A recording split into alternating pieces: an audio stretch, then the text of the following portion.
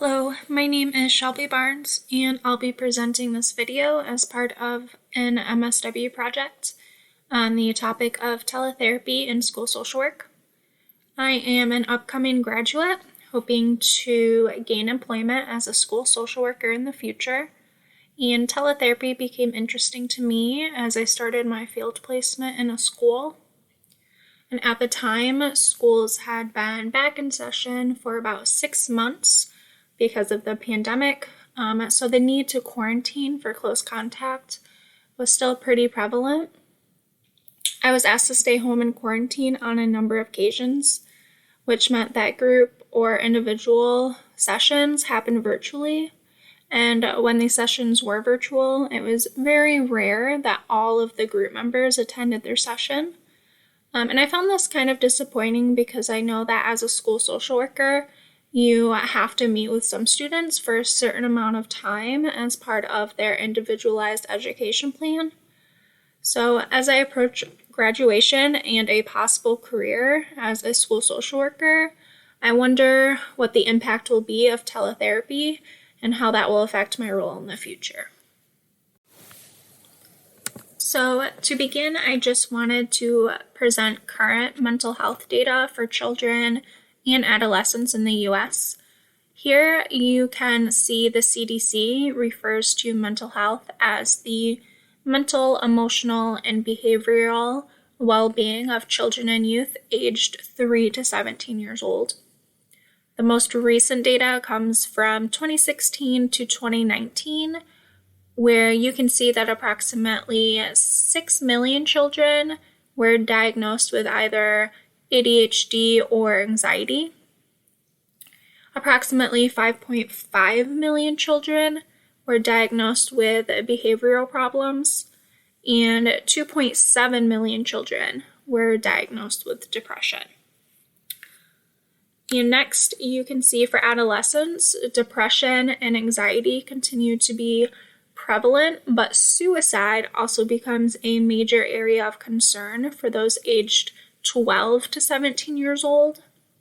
So this data here is taken from 2018 to 2019, and it shows that 18.8% of adolescents seriously considered attempting suicide.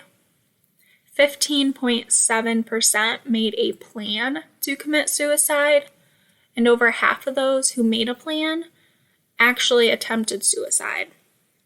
And of those who attempted, 2.5% required medical treatment. So, what is the point of this data? Well, the point is to show how much need there is for mental health professionals, whether that be directly in schools or outside of schools, to help with the well-being of students. And there is a ton of research out there showing the connection between mental health and academic performance. So students who have experienced trauma may have difficulty with recall because of an impairment in their working memory. Students who are dysregulated are not able to access that learning part of their brain, and thus they may just sit in class unable to decode the information that they're given. So mental health professionals can have a real impact on students' educational experience and success by providing social emotional services. The problem is, however, that even after the passage of the No Child Left Behind Act of 2002 and the Individuals with Disabilities Education Act of 2004, the presence of mental health professionals in the school setting is still lacking in many areas. If you look at the data here, you can see that only about 38% of public schools in the U.S. provide mental health services. Schools in rural or suburban areas are less likely to provide mental health services, though schools that have a higher percentage of students receiving free school lunch are more likely to provide mental health services. So here I just wanted to show that there are still many public schools who do not provide mental health services to students. Next, I have a graph showing some of the reasons why schools may not provide these services. Among the reasons, inadequate school funding and inadequate access to mental health professionals were are the most likely culprits for the absence of mental health services in schools. And when considering the ratio of student population to service provider, you can see that Michigan specifically is far from the recommended ratio of 1 to 250. It begs the question if this larger ratio is due to a school's inability to hire licensed professionals, or if it's because there is a funding issue. This question kind of brings me to the topic of teletherapy, because if Michigan has a shortage of licensed professionals, transitioning to teletherapy services could really open the scope of licensed professionals for potential employment. But before I get more into the impact of teletherapy, I wanted to quickly summarize teletherapy in case anyone is unfamiliar with it.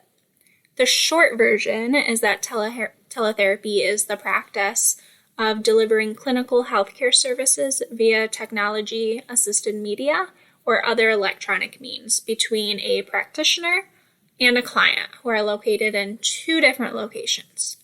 This communication can be done through Zoom, text, or FaceTime, for example.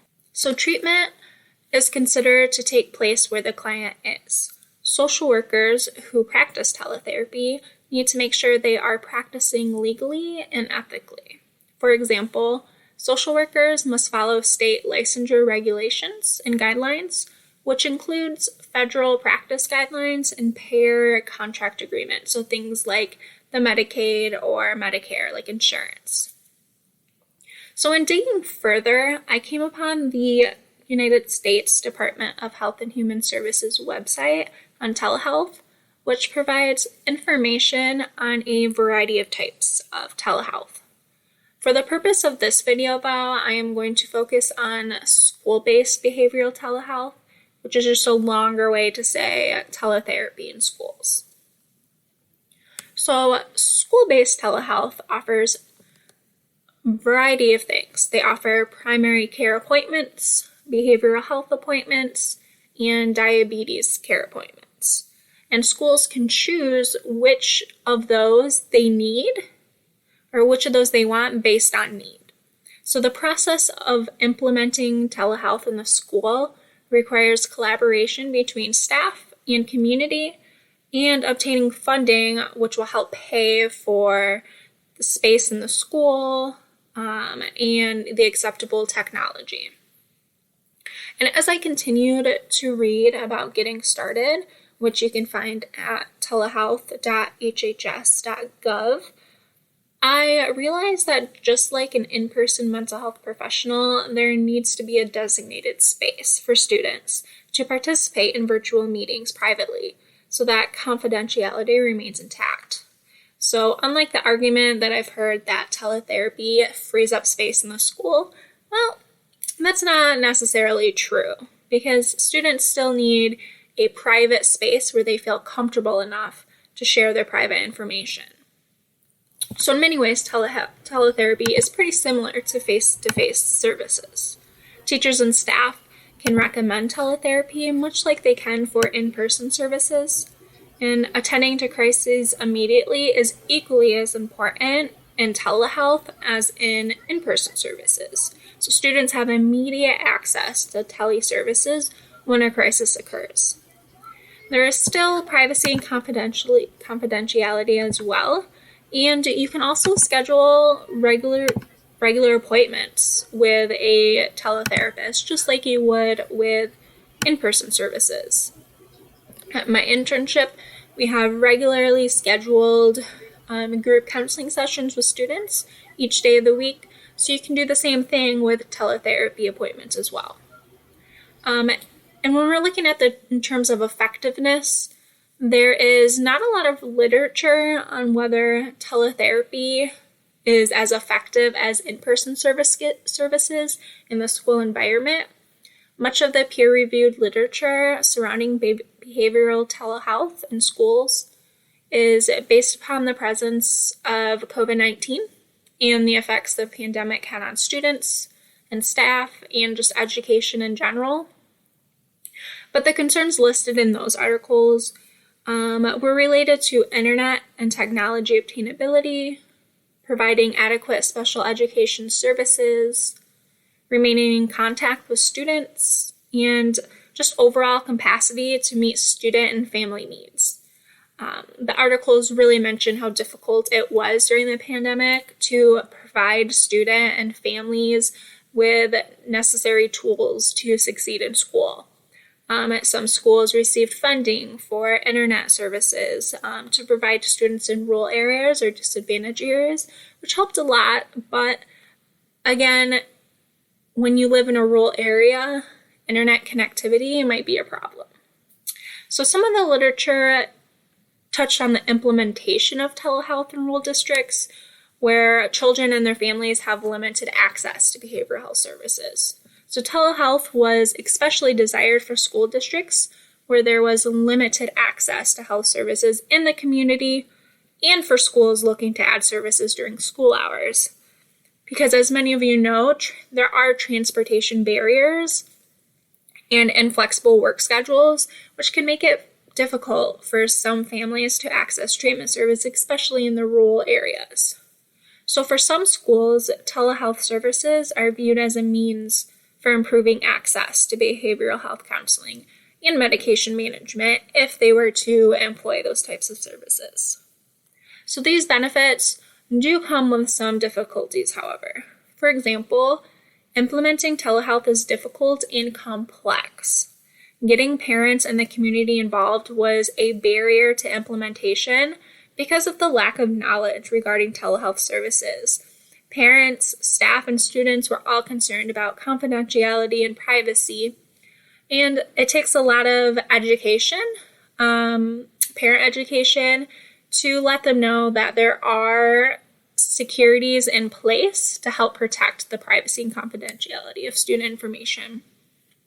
But other barriers include financial difficulties, identifying and retaining clinicians just because of the lack of clinicians available within the U.S. currently.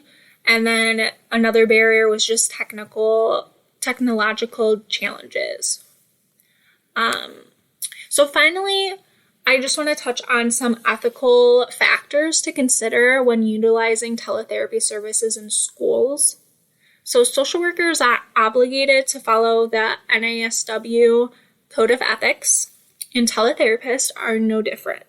But there are certain issues to consider regarding teletherapy that are not necessarily present with in-person services. So to start, I wanted to talk about informed consent because it's an important ethical guideline to consider, and sections E through G under the ethical standard of informed consent specifically address the use of technology. So when providing teletherapy, social workers must communicate the risks of using technology when discussing personal information. So they have to communicate this with their clients. And things that might be discussed in terms of informed consent could be the potential for technical failure and backup plans. Other things might be storage of client information. How are they going to store that on their computer and make sure that it's secure? And then also a discussion of conditions where teletherapy may have to be terminated for in-person care. Teletherapy can only go so far, especially if there is a crisis that might occur, if someone may need more in-depth treatment, then teletherapy might need to be terminated in order to meet the needs of the client. And another ethical standard to consider is competence. So with the use of technology, teletherapists must ensure that they understand the communication challenges and develop strategies for addressing possible technical difficulties.